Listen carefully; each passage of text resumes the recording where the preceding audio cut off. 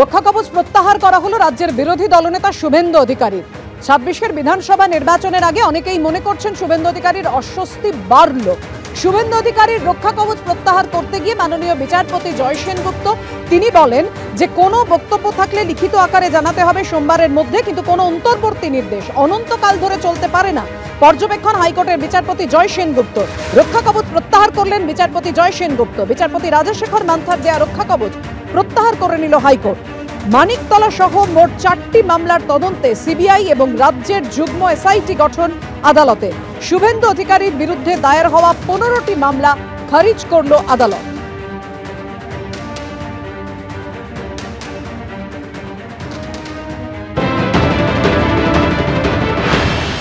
না, আর কোনো বাধা থাকছে না। 3-4 বছর ধরে যে বাধাটা ছিল এবং যার জোরে উনি বেশি মাস্তানি করে বেড়াতেন, সেই মাস্তানিটা এবার বন্ধ হবে, যে প্রোটেকশন জোরে।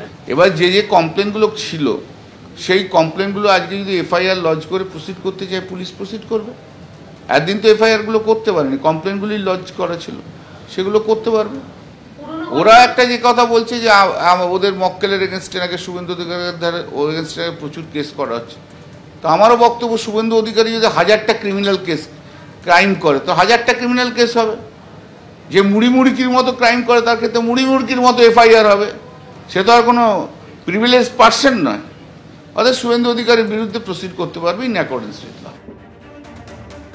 বিজেপি নেতা ও আইনজীবী তরুণজ্যোতি তিওয়ারির সঙ্গে কথা বলবো। তরুণজ্যোতি, যে কথা কল্যাণ বন্দ্যোপাধ্যায় বলছেন এবং শুভেন্দু অধিকারী 2021-এর মে থেকে 27শে নভেম্বরের মধ্যে তিনি মামলা হয়েছে তার নামে 26টা মিথ্যে মামলা, যার ভিত্তিতেই তিনি মামলা করেছিলেন, পাল্টা অভিযোগ দায়ের করেছিলেন। তো কল্যাণ বন্দ্যোপাধ্যায় বলছেন এত অভিযোগ পরপর শুভেন্দু অধিকারী করছেন, এবার তো আর কোনো অসুবিধাই রইল না এফআইআর দায়ের করতে। না, প্রথমেই কল্যাণ বন্দ্যোপাধ্যায়কে শুভনন্দন জানাই। রাজ্য সরকারের করা 19টা মামলা, তারপর মধ্যে 15টা মামলা আজকে কোয়াশ হয়েছে, 4টে মামলা এসআইটি ফর্ম হয়েছে। এটাকে যদি তৃণমূল কংগ্রেস জয় হিসাবে দেখে, তাদের আইনের ধারণা নিয়ে আমার সন্দেহ আছে। এদেরকে শুভনন্দন। আর একটা ভুল হচ্ছে, এটা হাফ ট্রুথ, যে রক্ষা কবচ দেখো রক্ষা কবচ বলে কিছু হয় না। এটা ইন্টারিম প্রোটেকশন ছিল। Order has reach finality, final order আজকে চলে এসছে। 15টা মামলা খারিজ হয়ে গেছে, 4টে মামলা রাজ্য এবং কেন্দ্র মিলে একটা এসআইটি ফর্ম হয়েছে। সুতরাং জয় যদি বলা হয় শুভেন্দু অধিকারীর হয়েছে। আর সেকেন্ড ভুল যেটা হয়েছে, যে বলা হচ্ছে জাস্টিস মান্থা সাহেবের অর্ডার সেই অর্ডারের অনুযায়ী হয়েছিল না। জাস্টিস মান্থা সাহেব একটা অর্ডার দিয়েছিলেন, সেই অর্ডারটা ডিভিশন বেঞ্চে টেস্ট হয়েছে, সেই অর্ডারটা সুপ্রিম কোর্টে চ্যালেঞ্জ করেছিল রাজ্য সরকার। তো অ্যাজ পার ডক্ট্রিন অফ মার্জার এই রক্ষা কবচ যেটা তোমরা বলছো ইন্টারিম অর্ডার যেটা, সেটা সুপ্রিম কোর্ট পর্যন্ত অ্যাফার্ম করেছিল। আবার বলছি, আজকের জয়টা বেসিক্যালি শুভেন্দু অধিকারীর জয়। যে মামলাগুলো ছিল সে মামলাগুলো খারিজ হয়েছে, তিনি জিতেছেন। এবার কল্যাণবাবু তো রাজ্য সরকারের পুলিশের হয়ে দাঁড়ায়, মুখ বাঁচানোর জন্য কিছু তো বলতে হবে, তার জন্য তিনি আজকে এই কথাগুলো বলছেন। দেখো, কেউ যদি অন্যায় করে কিছু করে তার বিরুদ্ধে কমপ্লেন হবে। আমি যদি নতুন বিএনএসএস দেখি, বিএনএসএস অনুযায়ী কগনিজেবল কেসে যদি কমপ্লেন হয় কোনো, police is duty bound to register FIR. এই ক্ষেত্রেও শুভেন্দু অধিকারীর ক্ষেত্রে কোনো অ্যাবসলিউট ওই ইন প্রোটেকশন ছিল না। ছিল কি, যদি কোনো কমপ্লেন হয় হাইকোর্টে জানাবে, হাইকোর্টের পারমিশন নিয়ে হবে, ইন্টারিম প্রোটেকশন ছিল। সেখানে হাইকোর্টে এরা গেছিল, কিন্তু আলটিমেটলি কিছু হয়নি। কালকে যদি আবার মিথ্যে মামলা হয়, আবার হাইকোর্টের দরজা খোলা আছে। সুতরাং কল্যাণ বন্দ্যোপাধ্যায় তার মক্কেলদের খুশি করার জন্য একটা মিথ্যে কথা বলছেন, এবং তৃণমূলের যারা নেতা নেত্রী আছে, খুচরো চোর, চালচোর, ত্রিপল চোরগুলো আছে, তারা লাফাচ্ছে। কারণ বেসিক্যালি দেখো, তৃণমূল হতে গেলে বেসিক ক্রাইটেরিয়া হচ্ছে, অফিসিয়াল তৃণমূল হতে গেলে বেসিক ক্রাইটেরিয়া। মণিশঙ্কর দার কাছে আসবো। মণিশঙ্কর দা, তরুণজ্যোতি বলছে জয় পরাজয়ের কোনো গল্পই নয়, উল্টে জয়ই হলো শুভেন্দু অধিকারীর। তরুণজ্যোতির সঙ্গে আমি একটা জায়গায় ডিফার করবো। দেখুন, শুভেন্দু অধিকারী তৃণমূল থেকে বিজেপি যাওয়ার উদ্দেশ্যটা হচ্ছে যে তার এগেনস্টে অনেক চার্জেস আসবে, অ্যালিগেশন আসবে, সেগুলো যাতে না আসে তার জন্যই গেছে। 1, 2 হচ্ছে তরুণজ্যোতির কাছে আমি একটা বলবো যে এই যে দেখুন, এরকম কথা আছে যে 1000টা যদি দোষী ব্যক্তি ছাড়া পেয়ে যায়, একজন নির্দোষ ব্যক্তি যেন সাজা না পায়। আমি বলছি, যখন কোয়াশ হচ্ছে 15টা মামলা, হাইকোর্ট ঠিক অর্ডার দিচ্ছে, হাইকোর্ট ঠিক নিরপেক্ষ বিচার করেছে, 4টে মামলা যদি হাইকোর্ট বলে দেয় সেটা কোয়াশ না করে থাকে, সেটাও তাহলে হাইকোর্টের পর্যবেক্ষণ যে ওটা প্রাইম অফিসে এস্টাবলিশ হয়ে গেল তিনি অফেন্স করেছেন, এবারে অবজেকশন না। আমি বলছি যে দেখুন, আমি বলছি শুভেন্দু অধিকারী সাজা পাবে কি পাবে না সেটা নির্ভর করবে তদন্তের উপর।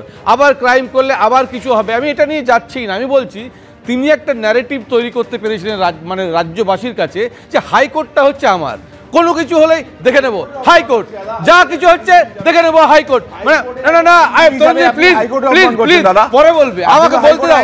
তোমার সময় বলিনি, তোমার সময় আমি বলিনি, তুমি তো নিজে বলেনি। আমি বলছি যে তিনি ন্যারেটিভ তৈরি করেছিলেন শুভেন্দু অধিকারী।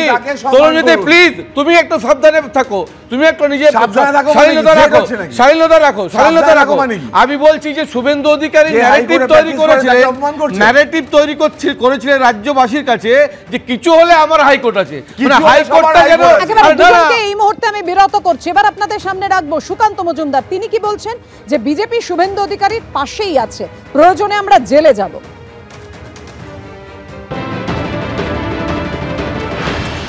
দেখুন, হাইকোর্টের ব্যাপার, এ বিষয়ে আমি এটাই বলবো যে বিজেপির সকল নেতৃত্ব শুভেন্দুদার সাথে আছে। শুভেন্দুদা একা জেলে যাবে না, প্রয়োজনে আমরা সবাই জেলে যাব। আমরা দেখতে চাই যে এই অত্যাচারী শাসক কতজনকে আমাদেরকে জেলে ঢোকাতে পারে। প্রাক্তন পুলিশ কর্তা সলিল ভট্টাচার্যের কাছে আসবো। সলিলদা, একদিকে রক্ষা কবচ প্রত্যাহার করা হলো শুভেন্দু অধিকারী এবং বিরুদ্ধে 15টা যে মামলা ছিল সেটাও খারিজ হয়ে গেল আজকে আদালতে, এরপর কি হবে? দেখো, আদালতের এটাই হচ্ছে administration of justice in jurisprudence.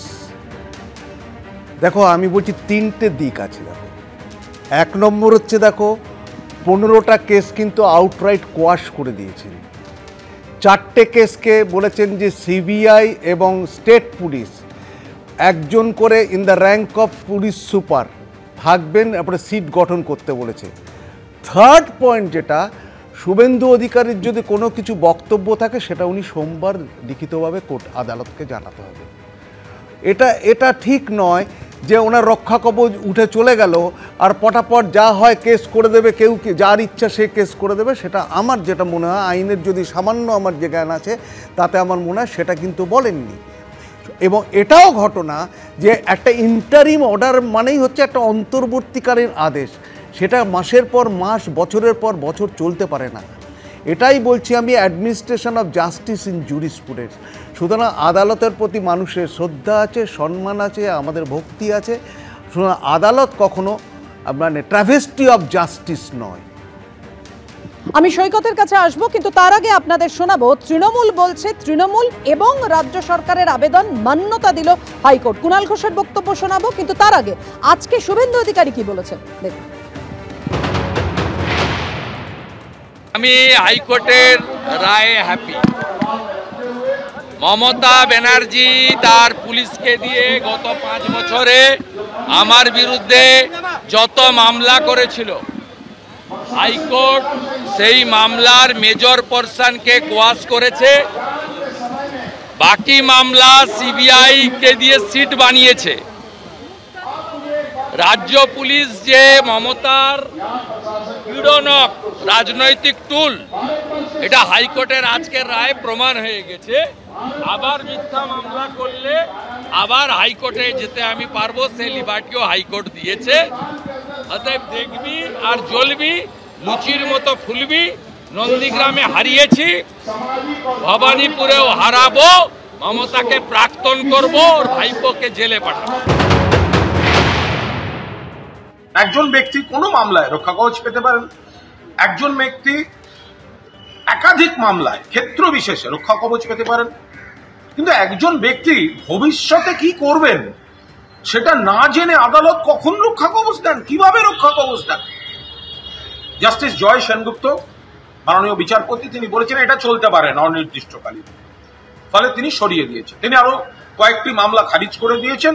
আর 5টি মামলা যাতে শুভেন্দু অধিকারী কোয়াশিং এর দাবি করেছিলেন, তাতে এসআইটি গঠন করতে বলেছেন। এসআইটি তদন্ত করবে ওই কেসগুলো। অর্থাৎ শুভেন্দুবাবু এই জাস্টিস মান্থার এই রক্ষা কবচ, তার উপর ভর করে যে আপত্তিকর কথা, অশালীন কথা, প্ররোচনামূলক আচরণ একের পর এক করে এসছেন এবং আইনকে তোয়াক্কা করেননি। আজ এই রায়ের পর তাকে গোটা বিষয়টা দেখতে হবে।